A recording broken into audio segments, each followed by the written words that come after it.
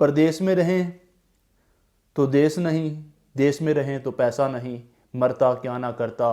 तो ये हमारी नालायकी भी है। मैं आज जिस हवाले से बात करना चाह रहा हूँ, आप अगर रिपोर्ट को चेक करें तो पाकिस्तानी नौजवान जो हैं, रिपोर्ट के मुताबिक 7,65,000 नौजवान बाहर दूसरे कंट्री के अंदर जो है वो गए हैं 2022 के अंदर।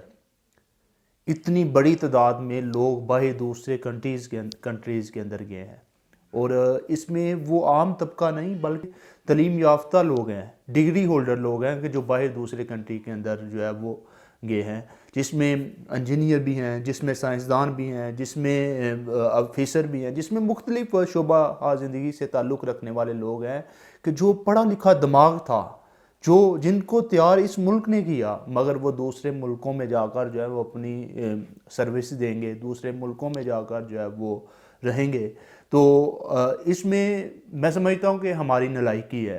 गरीब कहते हैं ना कि अगर गरीब इंसान भूख से मरेगा तो फिर मीर इंसान बदहज़मी से मरेगा। मैं समझता हूँ कि ये हमारी नालायकी है कि पाकिस्तान को बने हुए कितना टाइम गुजर गया, मगर इतना टाइम गुजरने के बावजूद भी हम जो है वो अभी तक इस लेवल पर ना आ सके कि हम अपने नौजवानों को रोज़गार दे सकें, हम अपनी कौम को रोज़गार दे सकें, हम अपने मुल्क के हालात बेहतर कर सकें। आप अफ़गानिस्तान को देख लें, जो 20 साल जंग में रहा, मगर उसकी करेंसी की वैल्यू हमसे डबल है।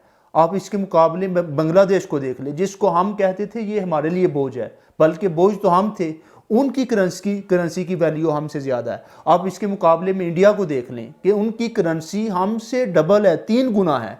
इसके मुकाबले में आप मालदीव को देख लें, तो इवन के जो मुल्क हमसे बाद में आज़ाद हुए थे, जो कंट्री हमसे बाद में आज़ाद हुए थे, तो आज वो हमसे आगे हैं। हमारे मुल्क की ऐसी हालत क्यों है?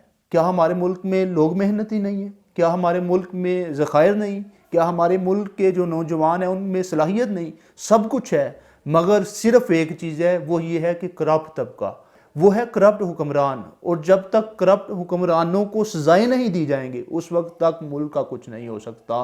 किसी ने एक बुजुर्ग से पूछा था ना कि बाबा जी तुसी खेत दे विच कव्वे नूं क्यों लटकाया हुआ है? तो उन्होंने कहा था, बड़ा कमाल का जवाब दिया था। उन्होंने कहा, पुत्र अगर खेत नूं बचाना है तो एक अद्धा लटकाना पैंदा है। तो हमें भी यहाँ पर किसी एक आध को लटकाना पड़ेगा जो इबरत का निशान हो, और जो करप्शन जो है वो हमारे मुल्क में होती है वो ना हो। तो इसलिए अनवर मसूद ने बड़ी कमाल की बात की। उसने कहा कि अजीब बात है कि दूसरे मुल्कों में मीर लोगों से टैक्स लेकर गरीब लोगों की किफ़ालत की जाती है, हमारे मुल्क में गरीब लोगों से टैक्स लेकर मीर लोगों की किफ़ालत की जाती है। हमसे बाद में मुल्क आज़ाद होकर तरक्की कर गए, हमसे बाद में मुल्क आज़ाद होकर आगे बढ़ गए, आगे निकल गए।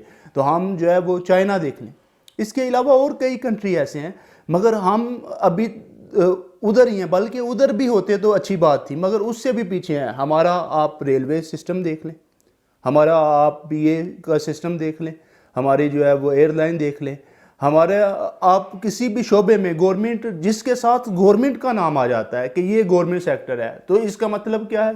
सुस्ती, काहली, नालायकी, करप्शन, झूठ, सूद, उसके उन इदारों के साथ ये चीज़ें भी साथ साथ लग जाती है, रिश्वत, तो ये सारी चीज़ें उनके साथ लग जाती हैं। तो इसका मतलब ये है कि स्टैंडर्ड नहीं है। तो हमें उस स्टैंडर्ड को दोबारा से बहाल करना होगा। हर शख्स जो है वो मिल्लत के मुकद्दर का सितारा है, और ईमानदारी के साथ हर शख्स अगर अपने फ़राइज़ को पूरा करे तो हम जो है वो तरक्की कर सकते हैं, और हमारा मुल्क और हमारे नौजवान जो है वो जो बाहर दूसरे मुल्कों में सर्विस दे रहे हैं, वो उनको अपने मुल्क में हम दोबारा ला सकते हैं। और जब तक कोई भी कौम, कोई भी मुल्क अपने मुल्क का ब्रेन, अपने मुल्क का दिमाग अपने मुल्क में यूज़ ना हो, वो दूसरे कंट्री में यूज़ हो, तो इसका मतलब यह है कि आपकी रियासत फेलियर की तरफ जा रही है। मुल्क को बेहतर करना है तो इसके लिए बड़ी ये चीज़ अहम है कि करप्ट तबके को जो है वो सज़ाएं मिलें, करप्ट हुक्मरानों को सज़ाएं मिलें, करप्ट लोगों को सज़ाएं मिले, तो इंशाअल्लाह हमारा मुल्क भी जो है वो तरक्की की तरफ गामज़न हो जाएगा। हबीब जालब के अशार हैं, दीप जिसका महल्लात ही में जले, चंद लोगों की खुशियों को लेकर चले, वो जो साए में हर मसलत के पले, ऐसे दस्तूर को सुबह बेनूर को मैं नहीं मानता, मैं नहीं मानता।